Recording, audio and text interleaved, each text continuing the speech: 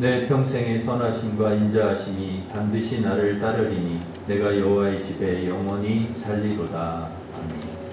선하시고 인자하신 하나님 아버지, 영원히 여호와의 집에서 살기 원하는 하나님 백성들이 예배하기 위해 주님 앞에 나와왔습니다. 이 시간 주님께 올려드리는 예배를 기쁘게 받아주시고 오늘도 예비하신 말씀과 은혜로 사모하는 심령마다 충만히 채워주시옵소서. 예배를 통하여 주님 홀로 영광 받아주시고 우리에게 치유와 회복의 은혜를 허락하여 주시옵소서. 예수님의 이름으로 기원하옵나이다. 아멘. 다 같이 일어서셔서 예배하는 자리에 찬양하겠습니다.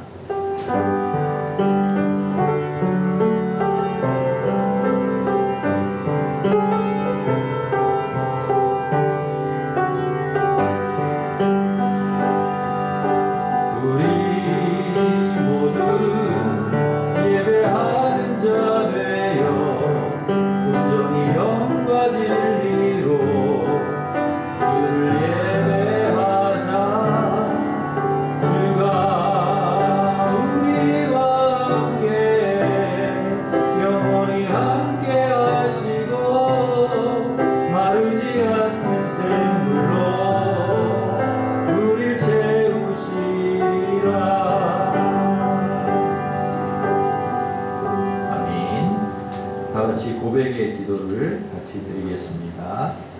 너는 내 것이라 말씀하시며 은혜의 자리로 불러주시는 하나님 감사합니다. 이 시간 하나님 자녀된 것을 감사하며 기쁨으로 예배하기 원합니다. 예배 가운데 성령으로 함께 하셔서 하나님의 임재를 체험하게 하옵소서. 주님을 만나 우리의 어두운 영이 회복되며 상한 마음이 위로받고 육신의 연약함까지 치유받는 예배가 되게 해 주시옵소서. 행하지 말아야 할 것은 행하고 마땅히 할 일은 하지 않는 저희의 모습을 용서해 주옵소서. 과거에 매이고 미래를 부정적으로 생각하며 믿음으로 살지 못했습니다. 주님과의 친밀한 교제에 게을렀으며 세상의 정욕과 쾌락의 마음을 빼앗기기도 했습니다. 한 주간의 모든 죄와 허물을 고백하오니 용서하여 주시옵소서. 아멘. 계속해서 우리가 지은 모든 죄를 고백하며 참회의 기도를 드리겠습니다.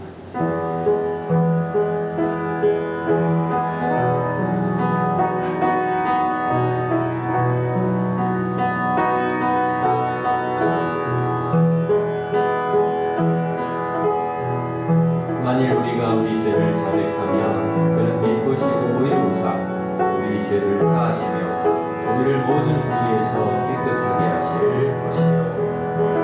아멘. 사도신경으로 우리 신앙을 고백하겠습니다. 나는 전능하신 아버지 하나님 천지의 창조주를 믿습니다. 나는 그의 일하신 아들 우리 주 예수 그리스도를 믿습니다. 그는 성령으로 잉태되어 동정녀 마리아에게서 나시고 본디오 빌라도에게 고난을 받아 십자가에 못 박혀 죽으시고 장사된 지 사흘 만에 죽은 자 가운데서 다시 살아나셨으며 하늘에 오르시어 전능하신 아버지 하나님 우편에 앉아 계시다가 거기로부터 살아있는 자와 죽은 자를 심판하러 오십니다. 나는 성령을 믿으며 거룩한 공교회와 성도의 교제와 죄를 용서받는 것과 몸의 부활과 영생을 믿습니다. 아멘. 자리에 앉으셔서 361장 찬송하겠습니다.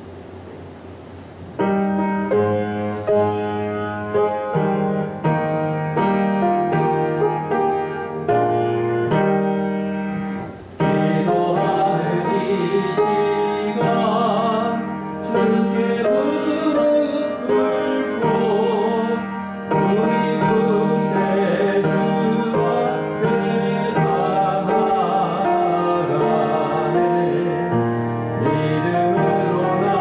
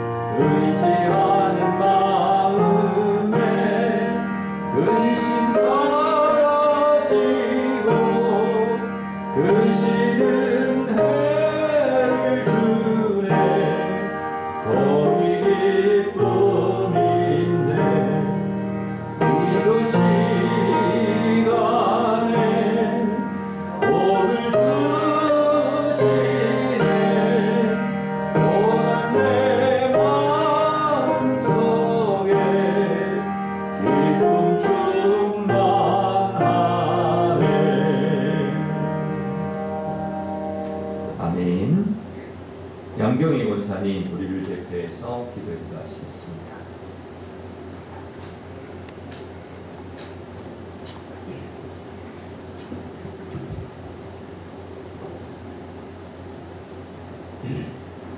귀한 예배의 자리 여기까지 오게 하신 하나님을 찬양하며 예배합니다. 불순종의 자리에 있을 때도 버리지 않으시고 끝까지 기다려주시고 사랑해주신 주님의 은혜에 감사합니다. 하나님을 더 뜨겁게 사랑하고 순종하려 했지만 믿음이 약하고 육신에 이끌려 눈에 보이는 상황과 환경을 넘어서지 못하고 하나님 앞에 온전하게 신실하게 거룩하게 서지 못했음을 고백합니다. 우리의 어리석고 미련한 죄와 허물을 보혈의 피로 깨끗게 하여 주옵소서. 서기관과 바리새인처럼 외식하고 가식, 형식, 불신, 교만의 자리에서 온전히 돌아서서 말씀 앞에 겸손과 순종으로 은혜의 보좌로 나아갈 수 있는 지혜와 분별력을 허락하여 주옵소서. 세상의 욕심과 죄악과 미혹으로 우리를 유혹해 올지라도 말씀의 권세를 가지고 정복하고 다스리고 충만하게 하옵소서. 우리 삶의 잎사귀가 무성하고 열매가 가득하여 메마르고 고통하고 생명이 없는 자들이 나와 열매를 보고 느끼고 먹음으로 진리의 맛을 보아 생명을 얻고 구원의 길로 들어가게 하옵소서. 한 생명을 천하보다 귀히 여기시는 주의 마음을 가득히 품고 이웃을 사랑하며 섬김으로 말씀대로 살아내게 하옵소서. 혼돈 가운데, 어그러짐 가운데, 코로나 가운데 이 시대 속에서 하나님의 뜻을 구하고 의를 구합니다. 성령님의 탄식하심에서 기도하시는 주의 음성을 듣고 주님께서 애통하는 자리로 나아가게 하옵소서. 일신교회를 사랑하시는 주님, 예배가 더 뜨겁고 회복되고 충만하게 하여 주시옵시고 모든 지체가 경건의 능력에 힘입어 믿음의 큰 성을 세우게 하옵소서. 교회를 섬기는 목사님, 전도사님, 지휘자, 반주자, 교사, 수호자 여러 가지 달란트를 가지고 섬기는 모든 분들께 영혼을 진심으로 사랑하고 말씀으로 헌신으로 기도로 찬양으로 섬기는 하나님의 귀한 사역 위에 능력으로 권세로 붙들어 주옵소서. 오늘도 육체의 아픔과 약함으로 영혼의 메마름으로 예배의 자리에 참석하지 못한 자들에게도 주님께서 찾아주시고 만져주시고 회복시켜 주옵소서. 오늘 선포되어지는 말씀이 한 주 동안 삶의 힘이 되고 믿음의 역사가 있게 하여 주옵소서. 신실한 약속을 믿고 신뢰하며 소망 가운데 걸어가게 하시는 우리 주 예수 그리스도 이름으로 기도드립니다. 아멘.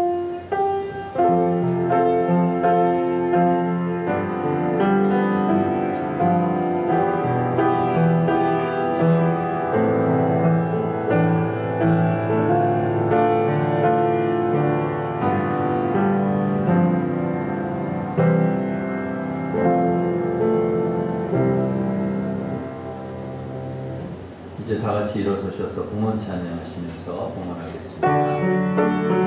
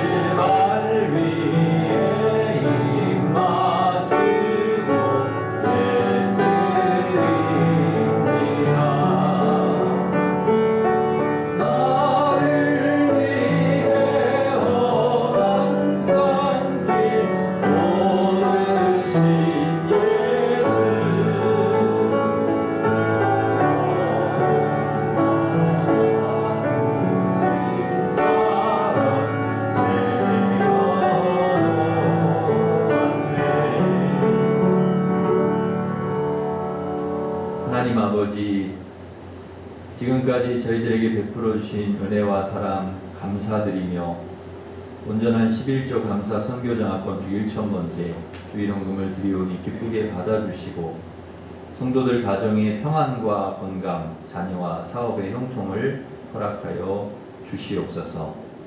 귀한 헌금이 하나님 나라 영광 위에 선하게 사용되게 하여 주시옵소서.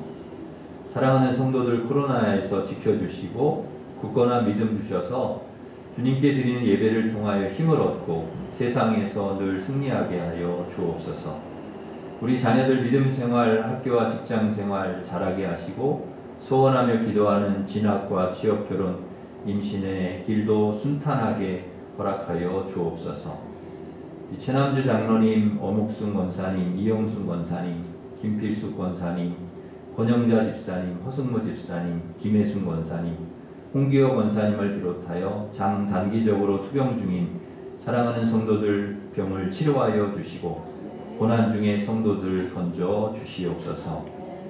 이 시간 하나님의 말씀을 듣겠습니다. 주시는 말씀을 잘 듣고 깨닫고 순종하여 말씀의 열매를 우리의 삶에서 풍성히 맺어 하나님께 기쁨이 되고 세상에 희망이 되는 우리 사랑하는 성도들 되게 하여 주시옵소서. 감사하고 예수님의 이름으로 기도하옵나이다. 아멘.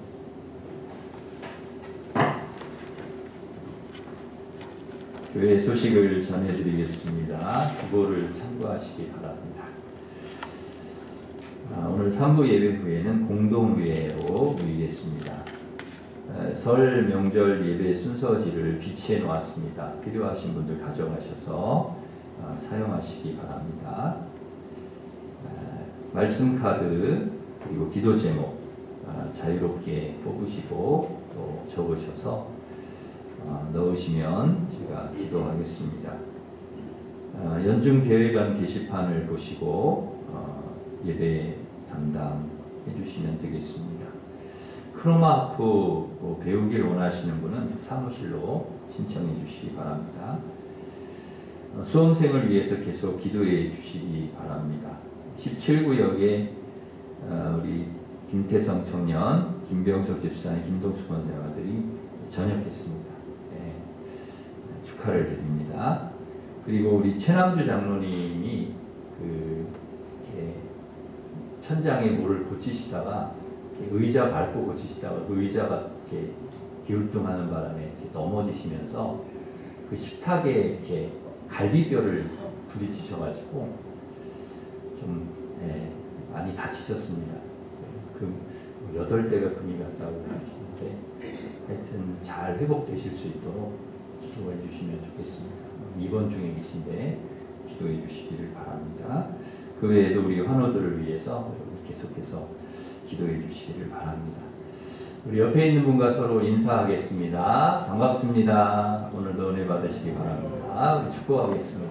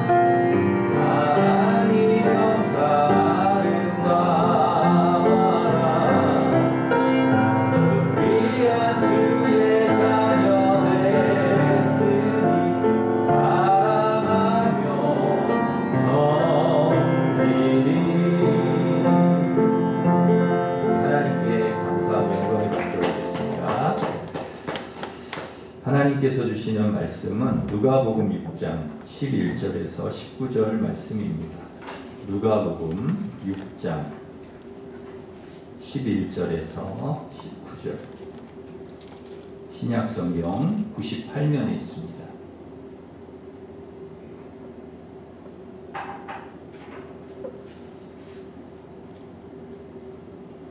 누가복음 6장 11절부터 19절까지 봉독해 드리겠습니다.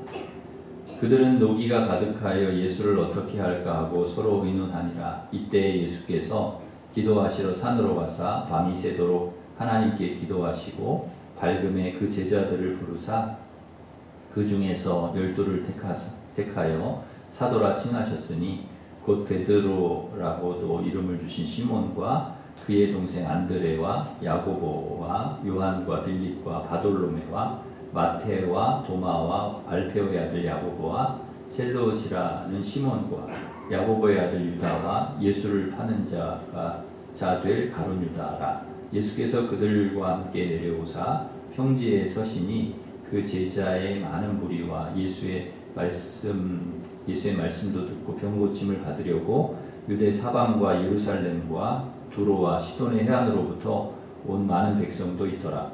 더러운 귀신에게 고난 받는 자들도 고침을 받은지라. 온 무리가 예수를 만지려고 힘쓰니 이는 능력이 예수께로부터 나와서 모든 사람을 낫게 함이로라. 아멘. 우리 교회는 올해 표어를 두 가지로 정했습니다. 하나는 복음으로 살자. 복음으로 살자. 그래서 교회를 새롭게 하고 세상을 이롭게 하자는 것입니다. 교회를 새롭게, 세상을 이롭게 하는 것은 복음으로 사는 사람들을 통해 가능하기에 우리는 복음으로 살아야 합니다. 또 하나는 하나님이 주신 힘으로 살자 하는 것입니다. 그래서 저희 양쪽에 이제 강대상 앞쪽에 우리 현수막을 만들어서 표어를 붙여 놓았습니다. 우리 예수님께서 그렇게 사셨고 또 제자들도 그렇게 살았고 오늘을 살고 있는 우리도 그렇게 살기를 주님이 원하시기 때문에 우리는 하나님께서 주신 힘으로 살아야 합니다.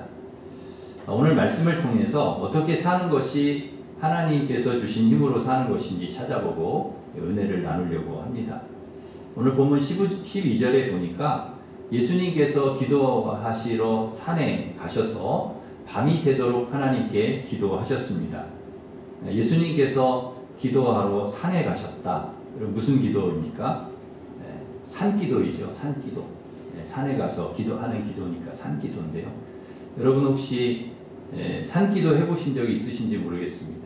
옛날에는, 지금은 많지 않은데 옛날에는 산기도를 많이 하셨는데요. 제가 신학교 다닐 때 제가 다니던 학교 뒤에 아차산이라고 있었는데요. 물론 지금도 있습니다. 간혹 한밤중에 이 산에서 이상한 그런 괴성이 들리곤 했습니다. 뭐 죽여 막 이런 소리가 들리는 거죠. 그러니까 알고 봤더니 저희 학교 선배님들이 기도하러 그 산에 올라가 가지고 주여 이 소리를 지르는 건데 그걸 얼핏 들으니까 죽여로 이제 들리는 거죠. 지금이야 그렇게 막 한밤중에 막 소리를 지르면 뭐 신고하고 난리가 나겠지만은 그래도 옛날에는 그런 것들을 다 봐줬습니다. 그래도 교회가 신뢰가 있을 때 사람들이 교회를 또 우리 성도들을 좋게 볼 때 지금이야 그 신뢰가 많이 떨어졌지만 과거에는 웬만한 건 다 봐줬어요. 이 선배들이 학교 졸업하기 전에 저희들에게 그런 얘기를 했습니다. 저 뒤에 아차산에 가서 나무를 몇 개 뽑아야 그래야 된다. 그래야 하나님 능력을 주신다. 그러는 거예요. 그래서 도대체 무슨 소린가 했더니 그 산에 올라가서 산기도 하면서 앞에 있는 나무를 붙들고 막 기도하다 보면 막 이렇게 흔들리잖아요. 몸이 막 흔들리잖아요. 그러니까 잡고 있는 나무도 막 흔들릴 거 아닙니까? 나중엔 그게 뽑힌다는 거예요. 그래서 나무를 몇 개 뽑아야 한다. 졸업하기 전에 그런 얘기를 해줬습니다. 그래서 실제로 그 선배들 중에는 이거 내가 뽑은 나무라고 이렇게 보여주는 선배들도 있었습니다. 이렇게 보면 뭐 뽑은 나무 같지는 않아 보이는데 뭐 어디서 주운 나무 같아 보이는데 진짜 뽑았는지 제가 보지는 못해서 모르겠지만은 아무튼 뽑았다고 하니까 믿는 거죠. 그래서 저도 산에 올라가 가지고 산기도를 좀 해봤습니다. 해봐야 되겠다 해서 올라갔는데 제대로 하려면 밤에 올라가서 기도해야 한다는데 밤에는 제가 무서워가지고 못 올라가겠더라고요. 그래서 낮에 올라가서 기도하기 좋은 자리에 앉아서 기도하는데 나무를 뽑아야 한다고 해서 적당히 뽑기 좋은 나무를 이제 찾아봤죠. 골라가지고 너무 큰 거는 이건 안 되니까 이제 몇 번 흔들어가지고 뽑힐 수 있는 거 이런 거 잡고서 기도하는데 그 작은 나무도 보통이 아니더라고요. 아무리 잡고 흔들어도 안 뽑히더라고요. 제가 해보니까 나무 안 뽑힙니다. 잘 안 뽑혀. 나무하고 씨름을 하면서 내가 지금 기도를 하려고 하는 건지 지금 나무 뽑으러 온 건지 구분이 안 되는 거죠. 그래서 제가 생각을 바꿨어요. 아니 나무 안 뽑으면 어떠냐, 나무 좀 안 뽑으면 어떠냐, 나무 뽑는 게 뭐 그리 중요하냐, 기도하는 게 중요하지. 그때부터 기도에 집중하게 되었습니다. 나무를 뽑아야 한다는 것은 그것은 비본질적인 것이고, 이 비본질에 너무 우리가 마음을 쓸 필요는 없지요. 중요한 것은 기도하는 거. 예, 그게 이제 본질이니까 기도하는 거. 기도하면 되는 것이죠.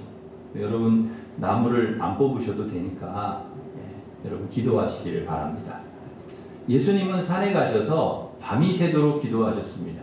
밤을 새워 기도하는 것을 여러분 뭐라고 합니까? 철야 기도라고 하죠. 예수님은 철야 기도를 하셨죠. 누가 철야 기도를 만들었냐? 예수님이 만드셨다. 지금은 철야 기도를 많이 하지 않습니다. 철야 기도라고 해도 새벽에 뭐 한두 시 정도 되면 끝이 나는데, 근데 제가 어렸을 때만 해도 교회마다 이제 철야 기도를 많이 했습니다. 연세가 있으신 우리 장로님이나 권사님, 집사님들은 다 경험이 있으실 텐데요. 정말 밤새도록 기도했습니다. 밤새도록. 새벽 5시, 6시까지 기도를 했습니다. 주여 밤새도록 외치면서 소리를 지르면서 기도를 했죠. 새벽이 되면 목소리가 다 쉽니다. 다 쉬어가지고 이제 돌아가실 때 되면 장로님 안녕히 가세요 이렇게 인사를 하시고, 목이 다 쉬어가지고 기도하시죠. 밤새 하느라고 그렇게 인사를 하고 기쁨이 충만해서 집으로 돌아갔던 그런 기억이 있습니다. 그러니까 기도의 양이 여러분 대단하죠. 여러분 밤새도록 기도하려면 그 기도 보통 안 되죠. 근데 여러분 지금은 어떻습니까? 10분 기도하고도 막 힘들어요. 10분. 20분 기도하기가 힘들어. 10분 기도하면 기도할 게 없어. 실제로 여러분 10분도 안 하죠. 5분도 안 해. 안 하는 게 아니라 못 해요. 기도를. 하도 기도를 안 하니까 이제 할 기도가 없어. 5분 지나면 10분 지나면 할 기도가 떨어져. 여러분 날마다 시기도만 했으니 무슨 기도를 오래 할 수 있겠습니까? 그렇죠? 우리 특별 새벽 기도회 끝나고 나라와 민족과 교회와 가정과 이 어려운 시국을 위해서 여러분 각자 뜨겁게 기도합시다. 통성으로 합심해서 기도합시다. 그러면 5분도 안 돼가지고 다 집에 가버리죠. 10분을 넘겨서 기도를 안 해. 물론 출근도 하고 학교도 가고 밥도 차려줘야 해서 바빠서 가시는 분이야 이해하지만은 시간도 많은데 20-30분 기도하고 가면 얼마나 좋습니까? 번개같이 가는 거예요. 번개같이. 예수님은요 밤새도록 기도하셨다. 밤새도록. 사실 하나님의 아들이신 예수님이 이미 얼마나 능력을 가지신 분이신데 무슨 기도를 많이 하실 필요가 있겠습니까? 하나님의 아들 예수님 이미 뭐 능력이 다 있으신데, 그런데 기도를 그렇게 많이 하시는 거예요. 기도를. 세상에 밤새도록 하실 기도, 밤새도록 기도를 하시는 거예요. 우리 예수님처럼 여러분 우리는 그렇게 할 수는 없습니다. 그러나 예수님께서 밤새도록 기도하신 만큼 그렇게 기도가 중요하다 하는 것을 우리에게 가르쳐 주시는 거예요. 그러기에 우리는 그 기도의 중요성을 알고 우리도 기도해야 된다는 거죠. 밤새도록 하지는 못해도 그래도 기도가 중요하구나. 우리가 인생을 살아가면서 기도하지 않으면 안 되는구나 하는 것을 우리가 알고 기도의 시간을 늘려야 된다. 기도의 시간을. 밥 먹을 때만 기도하다가 이제는 정해서 기도하다가 또 새벽에도 기도하다가 뭔가 기도의 시간을 우리가 늘려가야 된다. 기도의 양을 늘려가야 된다는 거죠. 그래서 여러분 기도의 시간과 기도의 양을 조금씩 올 한 해 늘려가시기를 바랍니다. 기도해야 되겠다 하는 마음을 여러분 꼭 가지시기를 바랍니다. 하나님께서 주신 힘으로 올해는 내가 살아가야 되겠다. 본문 12절에 보면 예수님께서 언제 기도하셨는지 나오는데 12절에 이때에 예수께서 기도하시러 산으로 가사 그랬습니다. 이때는 언제입니까? 11절에 나오죠. 그 11절 말씀 우리 같이 읽겠습니다. 11절 시작. 그들은 노기가 가득하여 예수를 어떻게 할까 하고 서로 의논하니라. 화가 난 거예요. 그들이 누구냐? 바리새인들이거든요. 이 바리새인들이 화가 많이 났어. 누구 때문에요? 예수님 때문에 화가 많이 났어요. 왜냐하면 안식일에 손 마른 사람을 고치는 거예요. 예수님이 안식일에 그런 일을 하면 안 되는데, 서기관과 이 바리새인들이 화가 잔뜩 나가지고 예수를 어떻게 해야 되지? 그리고 막 서로 의논하는 거예요. 서로 어떤 의논입니까? 어떻게 하면 저 예수님이 사역을 못하게 할까? 어떻게 하면 저 사람 제동을 우리가 걸어볼까? 이런 의논을 할 때라는 거예요. 예수님에게는 위기죠, 위기. 그때 예수님이 어떻게 하셨냐? 기도하시러 산에 가셔서 밤새도록 기도하셨다는 거예요. 그러니까 이 위기의 때, 여러분 우리도 그런 위기의 때가 있잖아요. 예수님도 그런, 예수님께는요, 예수님 신변에 무슨 위협을 느끼고 자기가 어떤 해를 입을까봐 그게 위기가 아니라 주님의 사역이 중단될까봐, 여기서 주님의 사역을 내가 쭉 해야 되는데 이 사람들 때문에 못할까봐 그게 위기인 거죠. 우리도 마찬가지죠. 우리가 하나님의 일을 못할까봐, 주님의 사역을 못할까봐, 예배를 못 드릴까봐, 여러분 코로나가 위기가 아니라 이 코로나 때문에 우리가 신앙생활을 바로 하지 못할까봐 그게 위기인 거죠. 그래서 기도해야 되는 거죠. 내 신변에 무슨 위험이 오고 어려움이, 물론 그것도 위기지만 우리가 하나님 앞에 똑바로 신앙생활 못하는 거, 하나님 앞에 진실하게 바르게 정직하게 믿음 생활 해야 되는데 하나님 기쁘시는 삶을 살아야 그렇지 못하는 상황이 될 때 그게 위기인 거죠. 그게 위기. 주님의 일을 제대로 못할 때. 그래서 기도하셨다는 거예요. 예수님께서. 그때가 위기라. 지금까지 여러분 우리가 살아오면서 위기가 없었을 때가 있었습니까? 다 위기였죠. 네. 역사 이래로 어려움과 위기가 다 있었습니다. 1, 2차 세계대전, 글로벌 금융위기, 우리나라도 일제강점기, 6.25 동란, 또 IMF, 이런 위기가 계속 있었습니다. 그러나 우리가 지금 겪고 있는 이 코로나는요, 지금까지 살아오면서 경험했던 위기와는 차원이 다른, 정말 역대급이라고 할 수 있는 전 세계적으로 모든 사람이 동시다발적으로 겪고 있는 위기와 어려움입니다. 이런 위기가 없었거든요. 문제는 여러분 계속해서 이게 이제 변이가 계속 나오잖아요. 변이 바이러스, 델타, 오미크론 이게 계속 나오는데 도대체 이게 언제 끝나냐 도대체. 이게 모르는 거예요. 작년까지만 해도 2차 백신을 맞으면 연말 가서는 끝날 거다. 다 그런 예상을 했거든요. 우리 국민들이 어느 정도 다 백신을 2차까지 맞으면 이게 끝날 거야. 이런 예상을 다 내놓았어요. 전문가들도 그러고 정부에서도 그러고. 근데 무슨 변이 바이러스가 튀어나오면서 3차 맞아야 된다고 그러고 또 어느 나라에서 지금 4차 맞는 나라도 있고요. 5차, 6차 도대체 몇 차까지 맞아야 되는지 알 수가 없는 거죠, 지금.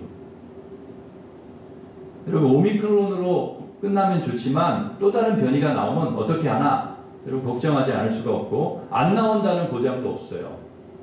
그래서 우리의 고민과 걱정이 커질 수밖에 없습니다. 저는 이 상황을 보면서 마지막 때가 왔구나. 진짜 하나님께서 우리 예수님께서 말씀하셨던 마지막 때 이게 왔구나. 정말 인류의 위기구나 하는 생각을 합니다. 오늘의 이 위기는 누구 하나 예외 없는 정말 총체적인 위기라고 할 수 있습니다. 온 인류의 위기이고 나라의 위기이고 교회의 위기이고 우리 개인의 위기입니다. 이 위기 때 우리는 어떻게 해야 되는가? 기도해야 된다는 거죠. 기도. 예수님께서 그 위기의 때에 기도하셨던, 산으로 올라가서 밤새도록 기도하셨던, 우리는 그렇게 하지 않아도 반드시 기도해야 된다. 집에서든 교회에서든 밤이든 낮이든 새벽이든 장소 시간 불문하고 우리는 기도해야 한다는 것입니다. 기도하지 않으면 안 되는 때가 되었다는 것이죠. 위기라고 할 때 예수님 개인 신변이 아니에요. 아까도 말씀드렸지만 우리가 믿음 생활 제대로 하지 못하는, 우리가 하나님 앞에 제대로 예배를 드리지 못하는, 이게 코로나 때문에 여러분 우리가 제대로 예배를 잘 못 드리잖아요. 이게 위기라는 거예요. 이게 위기라는 거예요. 우리가 정말 마음 놓고 와서 교회에서 예배하고 교제하고 봉사하고 서로 같이 식사도 하고 같이 교제도 하고, 그게 안 되잖아요. 그게. 이게 위기라는 거지. 위기라는 거죠. 예수님께서 그 위기의 때에 기도하셨다. 밤새도록 산에서 기도하셨다. 기도밖에 없는 것이죠. 대체로 사람들은 위기가 오면 그 위기에 몰입이 되어가지고 그 문제하고 씨름을 하느라고 불안과 두려움과 절망에 빠지거나 원망 불평하느라고 정신이 없습니다. 예수님은 그렇게 하지 않으셨습니다. 그들과 논쟁하고 싸우지도 않으시고 기도의 자리로 가셨다는 거죠. 하나님과 씨름하는 거죠. 그러니까 주님은 아세요. 이 위기의 해결책이 그들에게 있는 것이 아니고 사람에게 있는 것이 아니라 하나님께 있다는 것을 아시기 때문에 이 문제 해결의 열쇠를 하나님이 갖고 계시다는 것을 알고 계시기 때문에 기도하러 가시는 거예요. 기도하시는 거죠. 야곱도 인생에 큰 위기가 왔을 때 야복강가에서 하나님과 기도로 씨름했습니다. 뭐 한나, 에스더, 사무엘, 다윗, 엘리야, 바울 비롯해서 뭐 다 언급할 수는 없지만 성경에 나오는 모든 믿음의 사람들은 전부 기도했다는 거죠. 기도의 소중함을 알았기에. 여러분, 인생의 위기가 올 때마다 이들은 기도의 자리로 나아갔습니다. 인간관계나 경제적인 어려움이 생겼을 때, 아플 때, 갑자기 어떤 사고를 당했을 때, 생각지도 못한 문제가 생겼을 때 우리는 기도해야 된다. 기도의 자리로 나아가요. 기도할 때 하나님께서 그 뜻을 깨닫게 해주시고 알게 해주시고 답을 찾게 해주시고 지혜를 주신다는 거죠. 뿐만 아니라 기도하면 우리 주님께서 어려움과 그 문제를 직접 해결해 주시기도 하시고 우리에게 그 문제를 극복할 수 있는 힘과 능력을 주시기도 하시는 것이죠.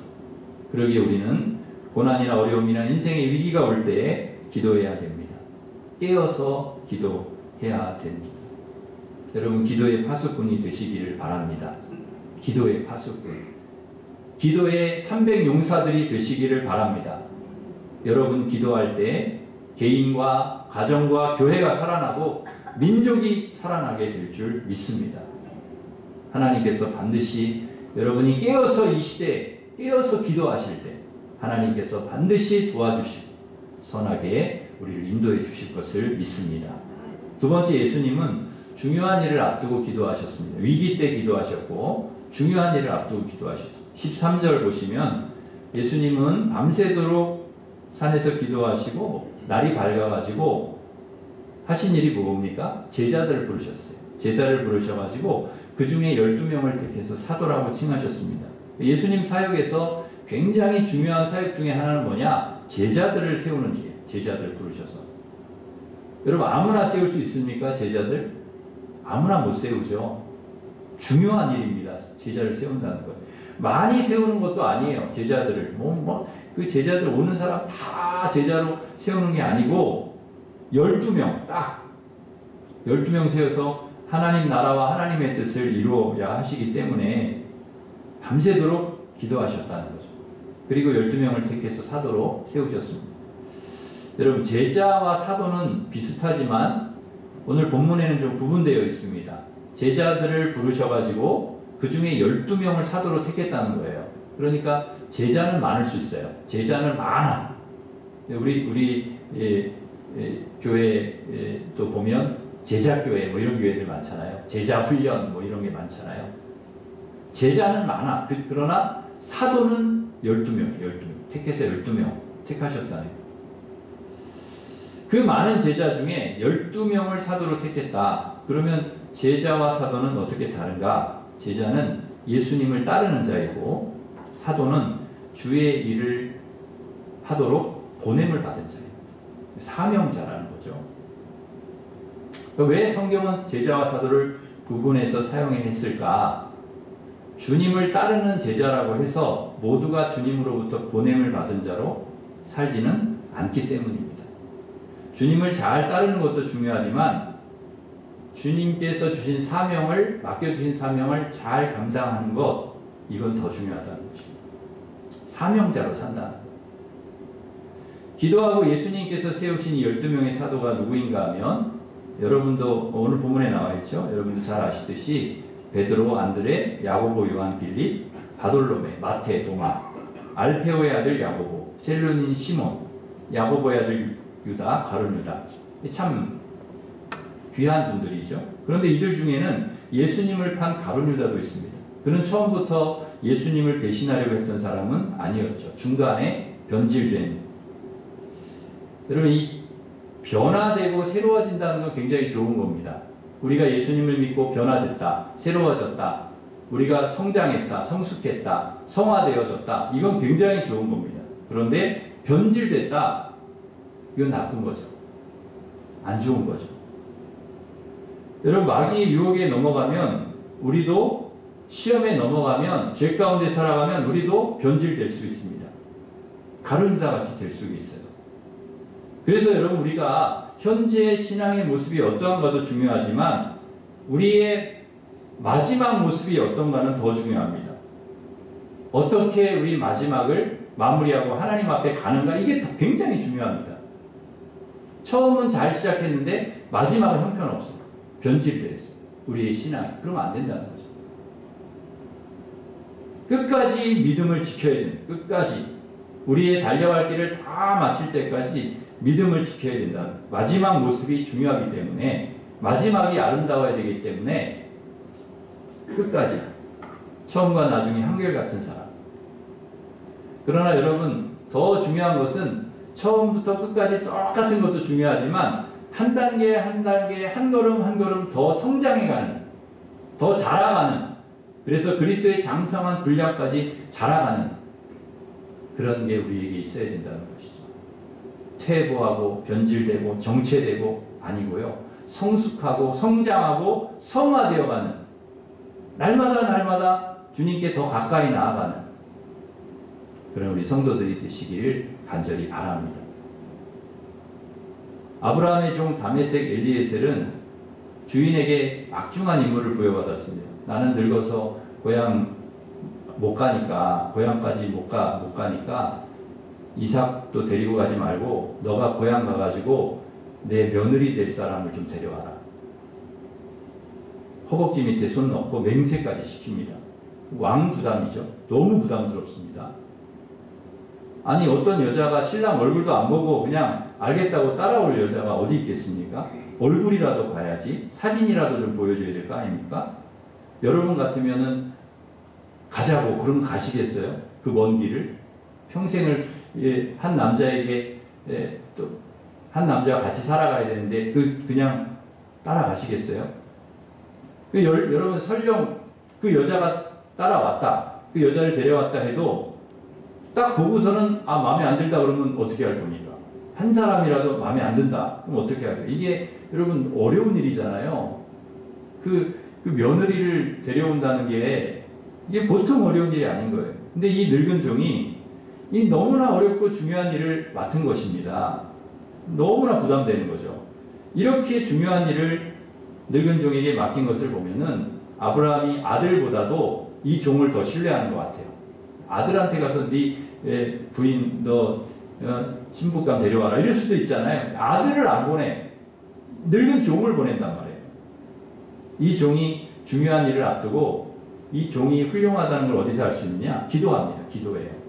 가면서 하나님께 간절히 기도해요. 창세기 24장 12절에 보면 이 늙은 종이 이런 기도를 해. 이렇게 기도를 합니다. 우리 주인 아브라함의 하나님 여호와여, 원하건대 오늘 나에게 순조롭게 만나게 하사 내 주인 아브라함에게 은혜를 베푸시옵소서.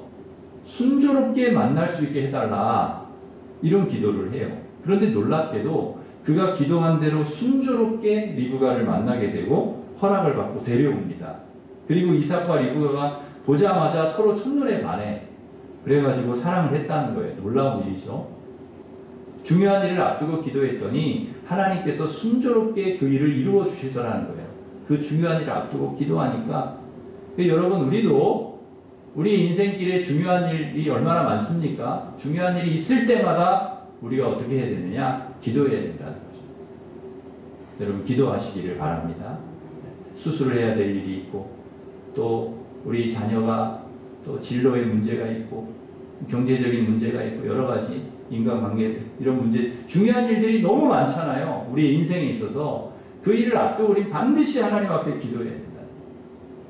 여러분 기도를 통해서 하나님께서 그 모든 일들을 순조롭게 그 일을 이렇게 이루어 주실 줄 믿습니다.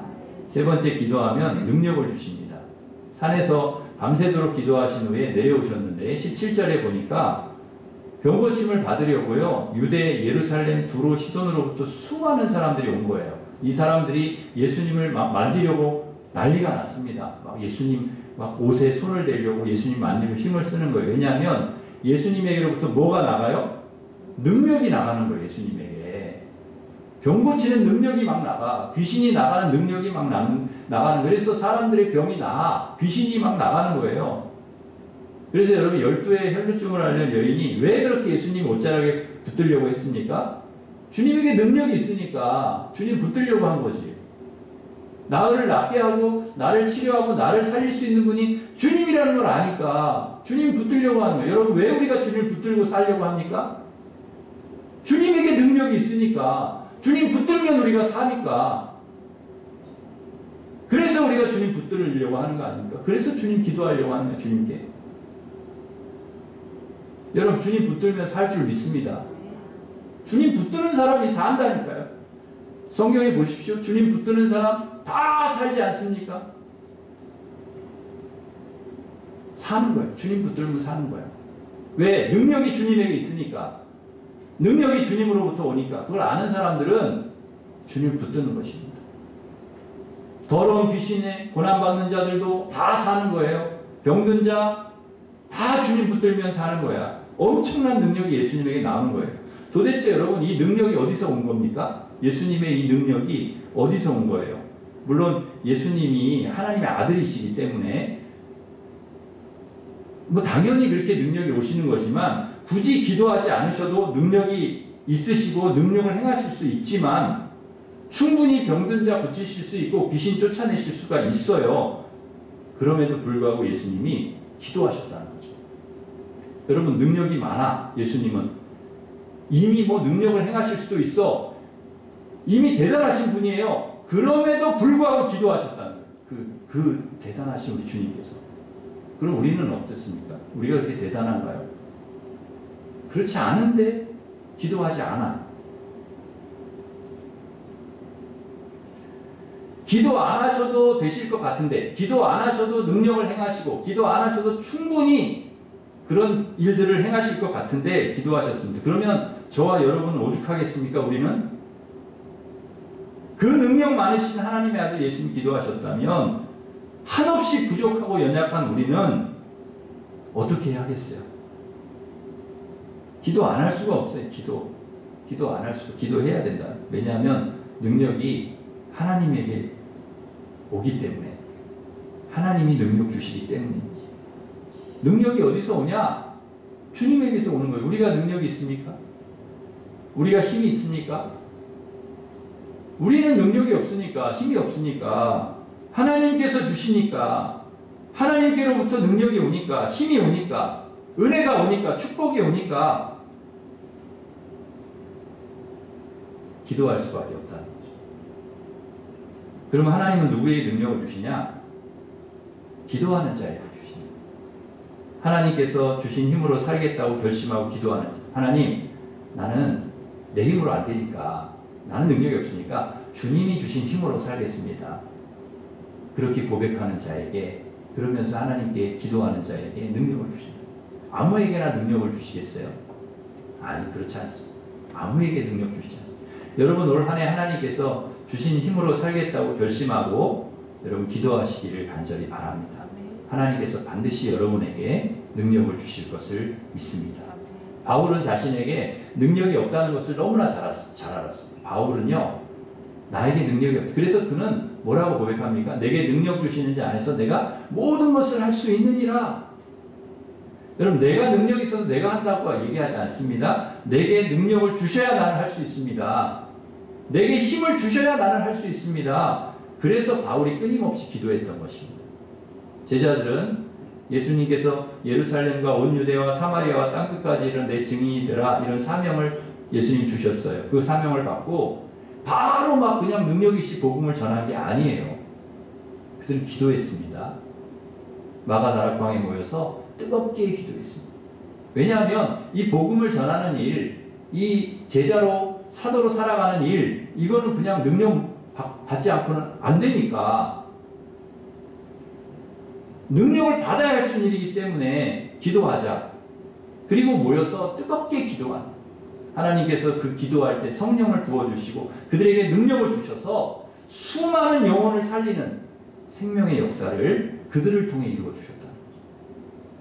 여러분, 생명을 살리는 일이 그 보통 일입니까? 의사가 그 죽어가는 사람을 살리는 게 보통 일이에요. 능력이 없으면 안 됩니다. 의사도 능력이 있어야 생명을 살리는데, 영혼을 살리는, 생명을 살리는 그 일을 아무나 할 수가 있겠습니까? 능력을 하나님 주셔야 되는 거죠. 우리는 기도하지 않아도 얼마든지 살 수 있습니다. 기도하지 않아도 살 수 있어요. 얼마든지 기도하지 않아도 종교생활 할 수 있습니다. 얼마든지 예배드리고 봉사도 할 수 있습니다. 그러나 능력은 없습니다. 할 수는 있어요. 그러나 능력은 없어. 능력 없이 하는 거예요. 능력 없이 예배드리고, 능력 없이 기도, 능력 없이 전도하고, 능력 없이 봉사하고 할 수 있어요. 목사도, 여러분, 목사도 기도하지 않고 설교할 수 있습니다. 기도 안 하고 목회할 수 있어요. 그러나 능력은 없어요. 능력은 없어. 그 설교에, 그 목회에 능력이 나타나지 않아. 기도하지 않으면. 여러분, 기도하지 않고도 얼마든지 자녀 키울 수 있습니다. 기도하지 않고 여러분 얼마든지 사업할 수 있어요. 기도하지 않고도 얼마든지 할 수 있습니다. 그러나 거기에 능력은 없어요. 여러분이 정말 능력 있는 그리스도인이 되길 원한다면 여러분의 사역에, 여러분의 가정에, 교회, 직장에, 여러분의 삶의 영역에 하나님이 복을 주시고 하나님 은혜를 주시고 거기에 능력이 나타나길 원한다면 여러분 기도하셔야 된다는 거예요. 기도. 하나님께서 반드시 여러분 기도할 때 능력 주셔서 여러분이 하는 일이 하나님이 정말 기뻐하시는 일, 하나님께 영광되는 일, 생명을 살리는 일이 되게 하실 줄 믿습니다. 사랑하는 성도 여러분, 기도합시다. 하나님께서 주신 힘으로 살아갑시다. 위기 때마다, 중요한 일이 있을 때마다, 능력 주시기를 기도할 때마다 우리 주님께서 위기에서, 우리가 기도할 때 위기에서 건져주실 것이고, 중요한 일들을 우리 주님께서 잘 되게 하실 것이고, 우리의 삶의 모든 영역에서 우리가 기도할 때마다 그 문제를 끌어안고 기도할 때마다 하나님이 능력 주셔서 능력이 나타나게 그렇게 하실 줄 믿습니다. 올 한 해 하나님이 주신 힘으로 기도하며 살아가시는 우리 성도들 되시길 주님의 이름으로 축원합니다. 기도하겠습니다. 하나님 아버지, 저희들 하나님 주신 힘으로 살게 도와주시옵소서. 저희들 기도하며 살게 해주십시오. 위기 때마다, 중요한 일이 있을 때마다 능력 주시길, 나는 부족하고 연약하기 때문에 능력 주시길 기도할 때마다 위기에서 건져주시고 중요한 일들 잘 되게 하여 주시고 우리 삶의 모든 영역에서 하나님의 능력이 나타나게 하여 주시옵소서. 그래서 우리 성도들 기도로 하나님의 축복과 능력과 그 은혜를 날마다 경험하면서 하나님께서 맡겨주신 귀한 일들을 잘 감당할 수 있도록 주님 도와주실 줄 믿사옵고 예수님의 이름으로 기도하옵나이다. 아멘. 우리 다 같이 일어서셔서 우리 기도할 수 있는데 찬양하겠습니다.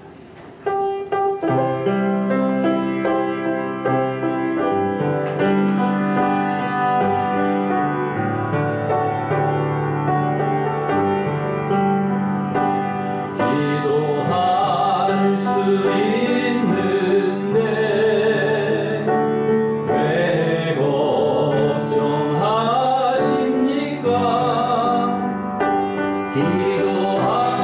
기도하면서 왜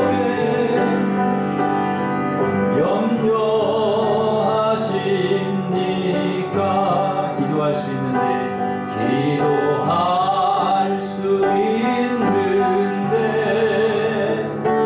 왜 걱정하십니까?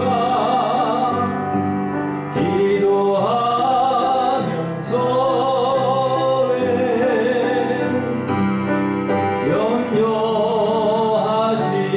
염려하십니까? 주님 앞에 무릎 꿇고 간구해 보세요. 마음을 정결하게 뜻을 다하여 기도할 수 있는데 왜 걱정하십니까? 기도하면서 왜